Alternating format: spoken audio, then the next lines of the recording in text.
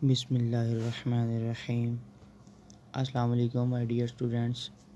आज का जो हमारा टॉपिक है वो है सिंपल माइक्रोस्कोप। आज हम सिंपल माइक्रोस्कोप का टॉपिक जो है वो डिस्कस करेंगे और ये लॉन्ग क्वेश्चन के हवाले से इम्पोर्टेंट टॉपिक है। फर्स्ट हम डिफ़ाइन करते हैं माइक्रोस्कोप को। तो माइक्रोस्कोप हमारे पास एक ऐसी डिवाइस है जिसको हम इस्तेमाल करते हैं छोटे ऑब्जेक्ट को, नियर ऑब्जेक्ट को, मतलब छोटे ऑब्जेक्ट को मैग्नीफाइड करके देखने के लिए, बड़ा करके देखने के लिए हम एक ऐसी डिवाइस इस्तेमाल करते हैं जिसको हम माइक्रोस्कोप कहते हैं। स्मॉल ऑब्जेक्ट को बड़ा करके देखने के लिए जो हम डिवाइस इस्तेमाल करते हैं, आला इस्तेमाल करते हैं, इसको माइक्रोस्कोप कहते हैं। तो सिंपल माइक्रोस्कोप क्या होगी? बेसिकली जो कन्वेक्स लेंस है वो चीज़ों को मैग्नीफाई करके दिखाता है, तो वो एक सिंपल माइक्रोस्कोप है, सादा माइक्रोस्कोप। उसके बाद इसका जो वर्किंग प्रिंसिपल है उसमें उसको हम डायग्राम से समझेंगे। कहता है कि एक ऑब्जेक्ट है जिसको हमने फोकस पॉइंट और कन्वेक्स लेंस के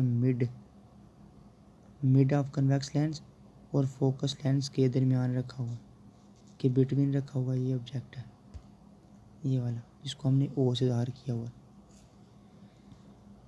अब जब ये कन्वेक्स लेंस और फोकल पॉइंट के दरमियान रखा हुआ है, जब हम इसको देखेंगे तो यहाँ पर एक वर्चुअल इमेज बनेगा और एक इरेक्ट इमेज बनेगा, खड़ा इमेज बनेगा, और वो लार्ज होगा। इन लार्ज इमेज हमें हासिल होगा। अब ये वर्चुअल इमेज क्यों है, हमने पीछे डिस्कस किया था कि जब हम ऑब्जेक्ट को फोकस पॉइंट के इन साइड रखते हैं, मतलब अंदर वाली साइड पे रखते हैं, तो हमें वर्चुअल इमेज हासिल होता है। और जिस साइड पे हमने इमेज रखा होता है, मतलब ऊपर की तरफ इमेज है तो ऑब्जेक्ट भी ऊपर की तरफ है तो इमेज भी हमें ऊपर की तरफ मिले तो वो वर्चुअल इमेज होता है। तो ये रे डायग्राम है। रे डायग्राम आपको बड़े अच्छे तरीके से आपको बनाना आती है, ये हमने पिछले लेक्चर्स में काफ़ी मैं डिस्कस किया था। कि सबसे पहले हम कन्वेक्स लेंस रखेंगे,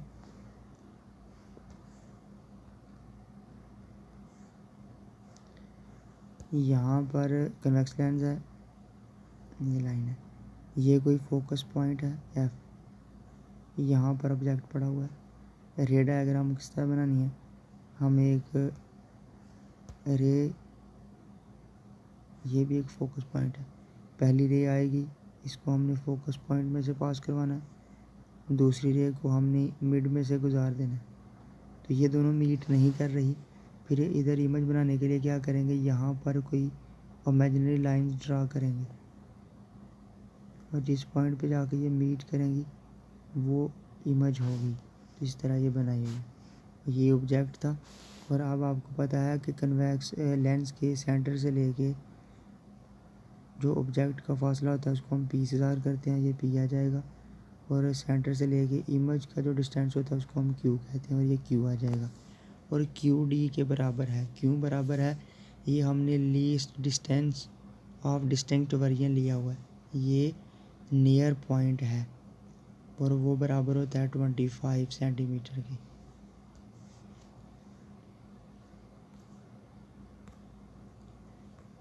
उसके बाद हमारी वर्किंग आ जाएगी। फ़र्ज़ कर लें कि हमारे पास एक ऑब्जेक्ट है जिसका साइज़ ओ है, उसको हमने ओ से डिनोट कर दिया और वो किसी नियर पॉइंट डी पे पड़ा हुआ है, लीस्ट डिस्टेंट वी एन पे पड़ा हुआ है, least distance of distinct vision, जिसको हमने नियर पॉइंट भी बोला था, और डी पॉइंट पे पड़ा हुआ। और जब हम उसको सिर्फ आँख के साथ देख रहे हैं, मतलब हमने कोई कन्वेक्स लेंस नहीं इस्तेमाल किया हुआ, देन उसने अल्फ़ा एंगल बना रहा है आँख के साथ। और जब हम उस ऑब्जेक्ट को फोकल लेंथ, कन्वेक्स लेंस की फोकल लेंथ के दरमियान में, मतलब इन साइड पे रखेंगे, तो देन वो मैग्नीफाइड हो जाएगा और जो इमेज होगी वो वर्चुअल इमेज हमें हासिल होगी और वो भी नियर पॉइंट पे होगी, मतलब जब डी बराबर होगा 25 सेंटीमीटर के। और देन जो एंगल बनेगा वो बीटा होगा। इसके बारे में हमने पिछले लेक्चर में भी डिस्कस किया था। उसके बाद मैग्नीफाइंग पावर, जिसको आप एंगुलर मैग्नीफिकेशन बोलते हो, वो आ जाएगा। और इसको हम डिफ़ाइन करते हैं m is equal to beta divided by alpha. ये कैसी आई है, ये हमने पीछे डिस्कस किया था। और अब हम इस डायग्राम को इस्तेमाल करेंगे। अगर आप इस डायग्राम पर गौर करें तो ये डायग्राम उस समय आई है जब हमने कोई भी कन्वेक्स लेंस इस्तेमाल नहीं किया। ये कोई ऑब्जेक्ट पड़ा हुआ है और यहाँ से हम आँख से देख रहे हैं, आम आँख से देख रहे हैं, बगैर कोई ऑप्टिकल इंस्ट्रूमेंट इस्तेमाल किए हुए, और ऑब्जेक्ट किसी डिस्टेंस डी पे पड़ा हुआ है। और देन जो एंगल बनेगा वो अल्फ़ा होगा। तो यूजिंग दी फिगर ए, इस वाली फिगर को इस्तेमाल करते हुए tan अल्फ़ा आएगा, ये वाली और ये वाली रेशो परपेंडिकुलर ओवर बेस। तो परपेंडिकुलर जो है वो साइज़ ऑफ द ऑब्जेक्ट है, और नीचे जो वो आ जाएगा नीचे वाले पे डिस्टेंस ऑफ द ऑब्जेक्ट। तो ये वाली इक्वेशन हमारे पास बन जाएगी। उसके बाद जो साइज़ ऑफ द ऑब्जेक्ट है वो ओ है और डिस्टेंस ऑफ द ऑब्जेक्ट वो डी है।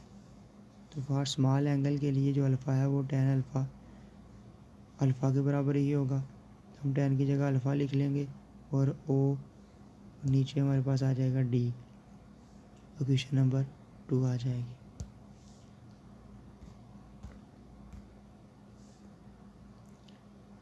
उसके बाद हम एक और डायग्राम बनाएंगे, जब बी डायग्राम है, जब हमने आँख के साथ कोई ऑप्टिकल इंस्ट्रूमेंट रखा है तो ऑब्जेक्ट अब बड़ा हो जाएगा, हमें बड़ी इमेज मिलेगी और वो वर्चुअल इमेज होगी।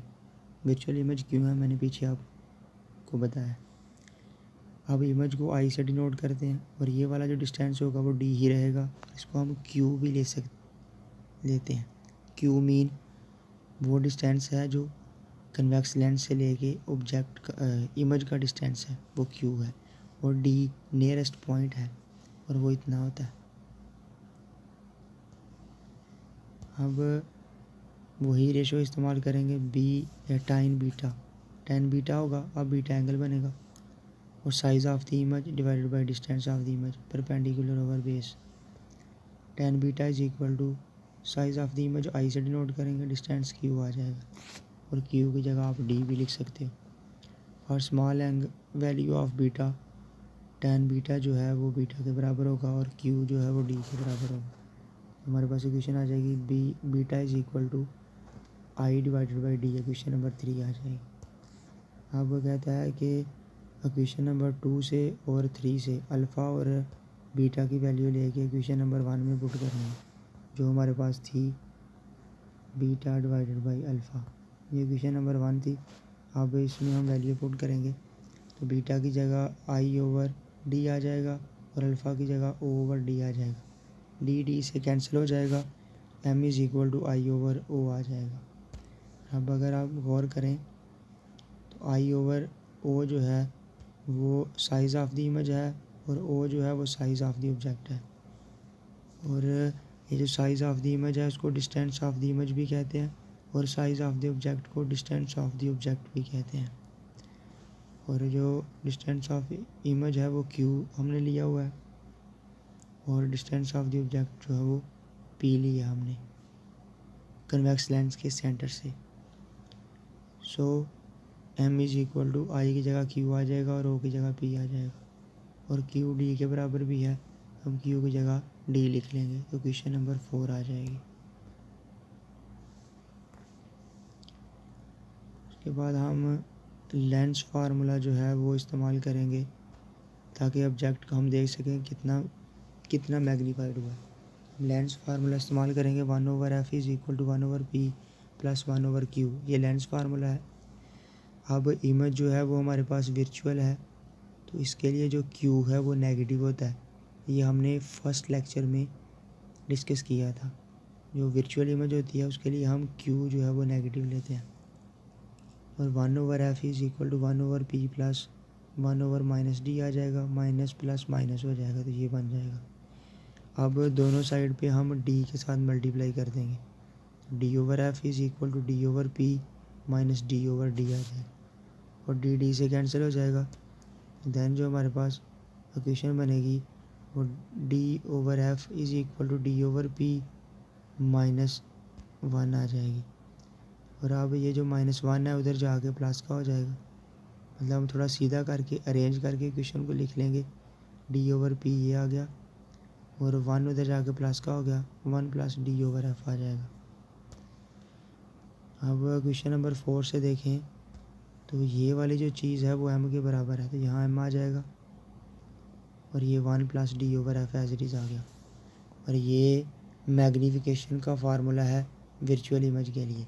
और अगर हम इस क्वेश्चन पे गौर करें जो हमें रिज़ल्ट मिलता है वो कुछ इस तरह से आ जाएगा। अगर इस क्वेश्चन को यूज़ करते हुए कि अगर हम फोकल लेंथ जो है वो कम इस्तेमाल करें, मतलब कम फोकल लेंथ वाला लेंस इस्तेमाल करें, तो देन मैग्नीफिकेशन हायर होगी, हम ज़्यादा मैग्नीफिकेशन हासिल कर सकते हैं।